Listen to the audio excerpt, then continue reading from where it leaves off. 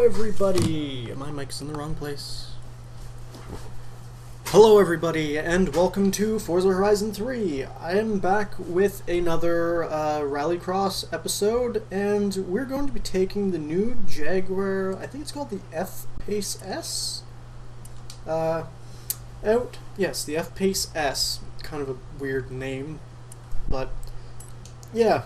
We're going to be taking this down our Rallycross course. We're going to be building up to the top of A-Class, which shouldn't be too hard to get it up there. It starts as all-wheel drive, so we're going to keep it that way. The normal engines that go in just about everything go into this. What a surprise. So, I don't think we'll need to do an engine swap with this SUV. I'm pretty sure it will get to the top A-Class no problem, seeing as it's almost at the top of B-Class to start with. Yeah, we're going to put some rally tires on. Ooh, that is quite the PI jump. That's like 100 PI. Well, 99. That's interesting. Now, what does it start off with for tire widths? I'm going to be wanting to get some weight out of this, definitely, because it doesn't have a lot of power compared to the weight, so I don't think I'm actually going to go for any upgrade tire widths. 265s are pretty decent sized tires. I'm assuming, yeah, it's 265s all around. So I think I'm going to leave the tire widths, seeing as we do need to put the rally suspensions on it as well, and I'm going to see what I can get out of it for weight with weight reduction. Okay, so I can only get 300 pounds out of it. That's the wrong way. Yeah, I was going to say this could challenge top for a table. It's basically, I wouldn't say it's like an off-road vehicle, but I wouldn't say that it's not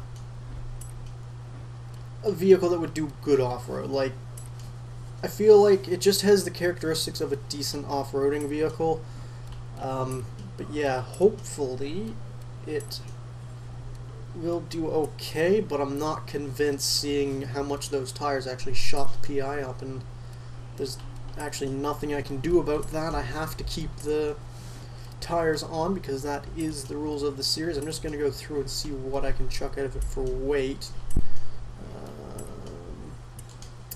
Yeah, I'm not actually sure what else we're going to get on here. Maybe a flywheel? Yes, we will get a flywheel on. I doubt we'll get any power parts on it. Yeah, no, we're not going to get any power parts. So the power to weight ratio isn't amazing. I feel like this may have an issue like the Nissan Silvia we had that went around. It just isn't going to have enough power to challenge the top of the table, and it's going to be a bit too heavy. I'm kind of thinking it might go around the 106s, somewhere around the Ford Rally Raid, but we will take it for its 5 laps around the North Plains Scramble circuit to find out.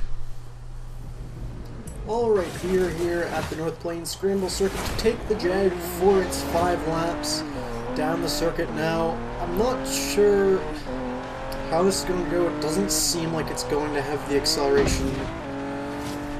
I mean, yes, it's getting up to 110 miles an hour down towards this first corner, but I feel like the weight is going to be the issue.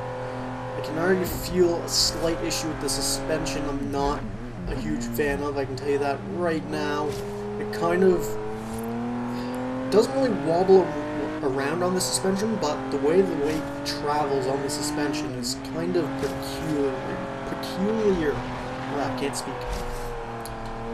But it's not doing terrible, but yeah, I think it's just going to lack that acceleration, and that's what this course kind of is about. It's about carrying speed around some of these corners and also accelerating. Now, it's not going to have any problem with the jumps.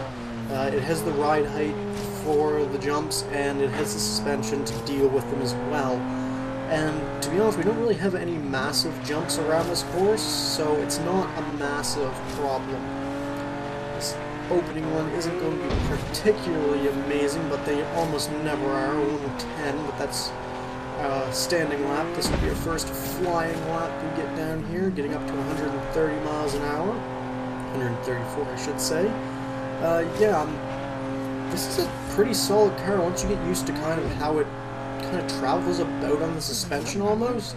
It's nothing major that's going to cause you issues or anything. It's not going to like tip the car onto like two wheels or anything, but it can kind of almost carry itself around the corner in a way. And sometimes it's just not what you want, pushing a little bit too hard through there.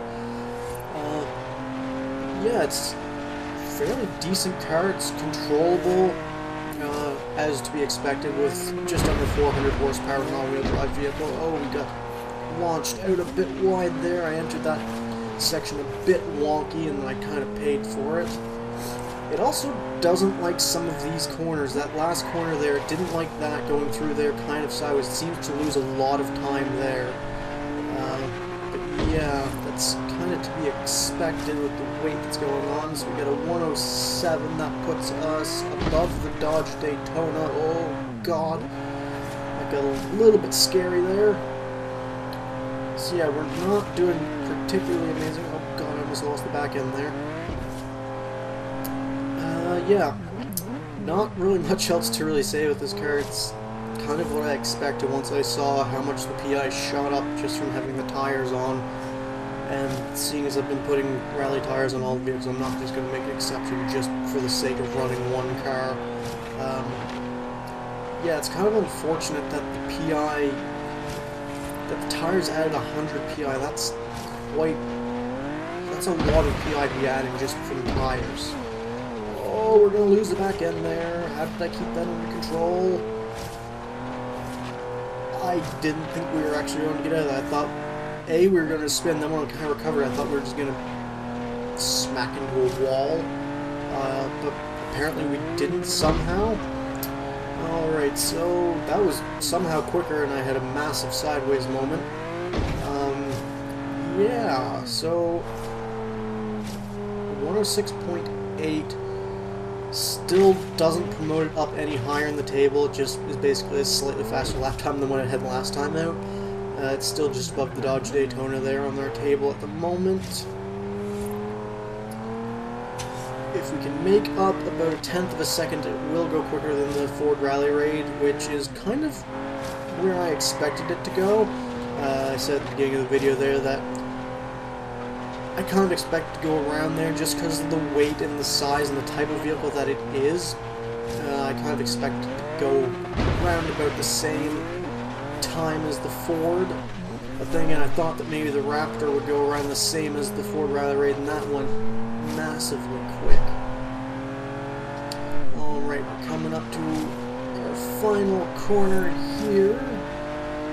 Looks like we might be on for a decent run. What will we get? A 106.6. So, yeah, we did go slightly quicker than before. Oh, that is the wrong button. I am confused about buttons that I'm pressing. Yeah, so we managed to beat out our, or not really beat out, but we beat our target, I guess. I kind of wanted to target the Ford Rally Raid. Yeah, we beat it out by the smallest of fractions. We are actually exactly a tenth of a second down on the Alpha 155. A couple tenths of a second down on the Nissan Silvia, which is kind of where I expected to go on the table. I kind of expected it was going to have the same type of problems that the Nissan had, but yeah, not too bad a showing considering the vehicle only had 380 horsepower and weighed like almost 4,000 pounds. So yeah, that has been the Jag. As always, if you like the video, hit the like button and subscribe. It helps out a lot. And until next time, goodbye.